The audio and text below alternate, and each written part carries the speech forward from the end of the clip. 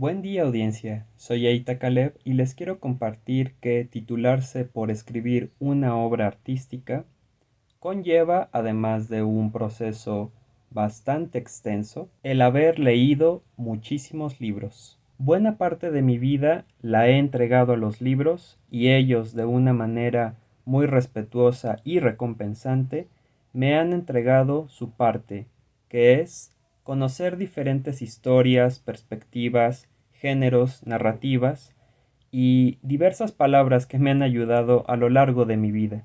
Por ello, y tras una larga ausencia, les quiero hablar de Magia portátil de M. Smith, publicado por la editorial Ariel. En este libro, más allá de contarnos una historia de la lectura, M. Smith va a abordar el tema de el libro como objeto.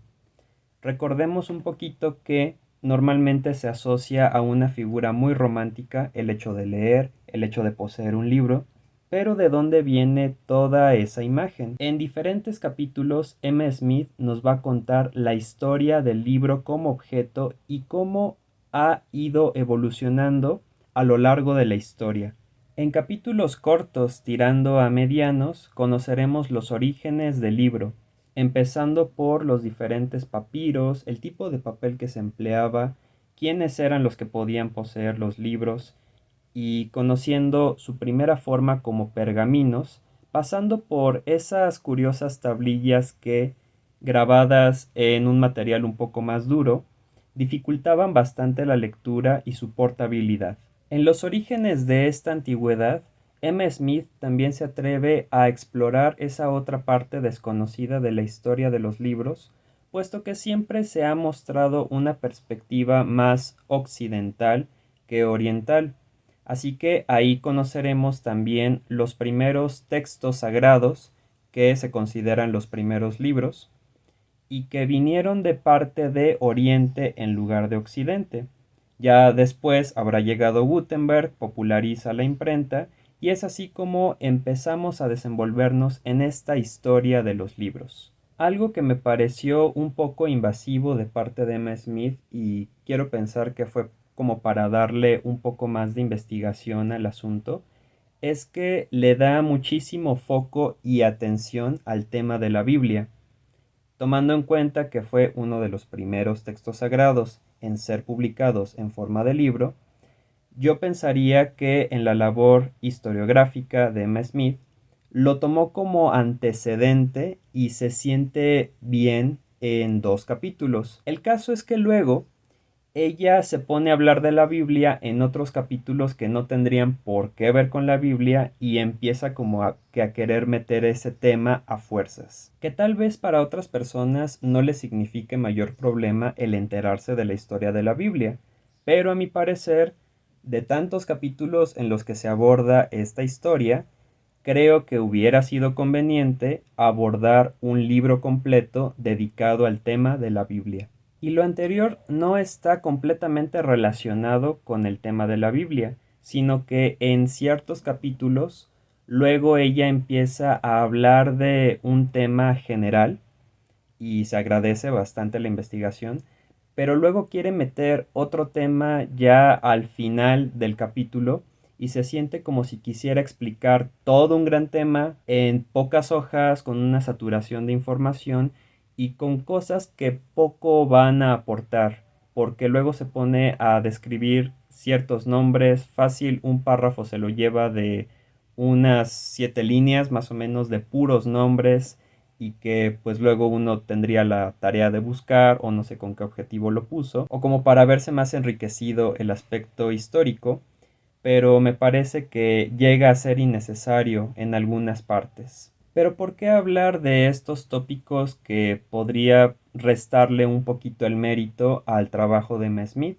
Puesto que este es uno de los primeros, sino el primer libro de no ficción del que hablo en el canal, y creo que es mejor preparar a las personas de lo que se pueden llegar a encontrar, ya que a pesar de todo lo que he dicho con anterioridad, el lenguaje es sumamente flexible, rico y se lee con una fluidez y una rapidez que van a hacer que estés tomando notas por varias cosas de las cuales va a empezar a hablar y conceptos a los cuales va a llegar en conclusiones y también en sinopsis y en reflexiones personales que Emma Smith va a hacer a lo largo del libro, porque no abandona del todo el tema de los lectores, ya que sin lectores, por ende no deberían de existir los libros, y nos habla también acerca de los diferentes tipos de lectores que fueron evolucionando y comprendiendo un poco el valor del libro que se fue adquiriendo y que empezó con un valor de índoles mágicas, de índoles misteriosas, que solamente ciertas personas podían acceder a ese conocimiento. ¿Y qué sucede cuando esto se vuelve algo comercial y ya todo mundo puede acceder a ese conocimiento que antes supuestamente estaría prohibido? Pasamos por figuras históricas como Madame de Pompadour o Marilyn Monroe, quienes popularizaron el hecho de leer, el acto de leer, que no se viera de una forma aburrida y que gracias a sus imágenes e influencia lograron crear una nueva ola de lectores. Pero también la autora nos introduce en ese tema oscuro de los libros, ya que estos han sido testigos de múltiples censuras, persecuciones, bibliocaustos y demás señalamientos que fueron acompañados de diferentes movimientos sociales, políticos, en donde incluso un libro podía ser utilizado como arma o como vía de escape. Incluso llegando a los lugares del terror, ya que nos habla un poco acerca de los libros encuadernados con piel humana. Y es que yo creo que este libro puede dar pie a diferentes discusiones, conferencias, charlas, opiniones encontradas, puesto que el punto central del libro es también cómo nosotros lectores tratamos a nuestros libros, nos acercamos a estos libros y cómo llegan a ser estas diferentes experiencias cuando nos enfrentamos a la frase de que el libro es de quien lo posee. Hay gente que le encanta tacharlos, subrayarlos, ponerles post-it, sacar notas o simplemente doblarlos, pero también es eso. ¿Qué carácter sagrado le hemos dado al libro como para no permitir que otros lo traten de cierta manera? Es entonces que a lo largo de todo el libro, Emma Smith también nos comparte esa complicidad que existe entre lectores y libros y esa amistad tan cercana que sucede cuando hay situaciones complicadas, siendo el libro como un refugio, o siendo incluso un préstamo de estas emociones entre dos lectores o incluso más, ya que comparten un objeto en común que a todos les provocó algo. También en estas interacciones existe una respuesta de los lectores completamente contestataria y justificada, ya que no falta el lector que escriba su propio fanfic porque no le gustó el libro o cree que hay una manera para mejorar la historia.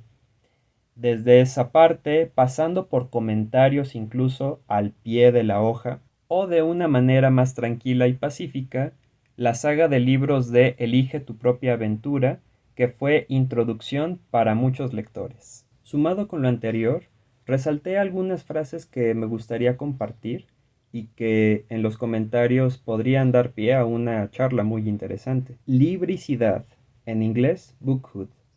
El estado o condición de ser un libro. Tan pronto como el alumno esté en condiciones de manejar el libro del conocimiento de manera efectiva, será él quien se convertirá en maestro. Una parte inextricable de la magia del libro es que es fértil y genera otros mundos. La práctica de escribir en un libro una dedicatoria o un mensaje confirma que ese regalo atestigua una relación vigente y no tanto un intercambio puntual. Encontrar en librerías de viejo libros dedicados de los que alguien ha prescindido cause un placer tan melancólico y boyerista. Los propietarios de libros viejos o usados heredamos su prehistoria, aun siendo conscientes de que, teniendo cualquier dedicatoria, nunca podrán pertenecernos por completo. La edición en que leemos el libro probablemente nos define también. Nos convertimos en el atril que acoge al libro. Esta posición, esta proximidad, es territorio del abrazo, de la posesión. No se puede entrar sin permiso. Las ediciones diferentes de un libro atestiguan su progreso en la relevancia de sus lectores y la recepción crítica ajustada al discurso de su época. La censura intenta adaptar el libro a su contexto. Esta adaptación incluso es un rasgo implícito de toda lectura. Nos saltamos fragmentos que nos parecen aburridos, repetitivos e incluso ofensivos. La consecuencia involuntaria de la censura es atraer la atención hacia el material descartado y consigue que el acceso a la versión sin censurar resulte todavía más deseable. El libro es el que lee a sus lectores. Todos estamos hechos a base de los libros que hemos amado, poseído, regalado, estudiado, venerado, guiado, perdido, deshecho, limpiado, debatido, aprendido, pedido prestados, inacabados y usados como tope de puertas. Quizá podamos, en ocasiones, convertirnos en sustitutos de los libros. Si estamos hechos a partir de libros, los libros están hechos a partir de nosotros. Los libros comparten cosas en común con los humanos. Están hechos a partir de materiales biológicos, maduran con el tiempo, las cubiertas palidecen, las páginas se amarillentan o se arrugan, los lomos se vuelven menos flexibles y los márgenes se enmohecen o se llenan de manchas por la edad. Las bibliotecas personales son una reflexión sobre dónde has estado y a dónde quieres ir. Un libro deviene un libro en manos de sus lectores. Es un objeto interactivo. Un libro que no sea manejado o leído, en realidad no es un libro en absoluto. Los libros no se limitan a reflejarnos, sino que nos determinan, transformándonos en los lectores que les gustaría tener. Todos los libros son en realidad libros de autoayuda. Comprar un libro, aun si se queda sin abrir, suele producir esta sensación de consuelo completamente injustificada. Y ahora les quiero leer un fragmento de un poema que escribió Stephen Vincent Bennett frente a la reacción de la quema de libros. Un libro es un libro. Es papel, tinta e impresión. Si lo apuñalas, no sangrará. Si lo golpeas, no se magullará. Si lo quemas, no gritará. Quema unos cuantos libros, quema cientos, quema 1.000.000. ¿Cuál es la diferencia? Por lo tanto, estamos frente a un libro en el que Emma Smith nos invita a saltarnos los capítulos y leer algo de lo que más tengamos antojo, si bien a veces se puede poner un poco pesado con el tema de la Biblia, es en las reflexiones que tiene la autora y en esas definiciones y conclusiones importantes para los lectores y su relación con los libros, donde reside la verdadera magia portátil. Y sin más que decir, nos vemos en el siguiente video.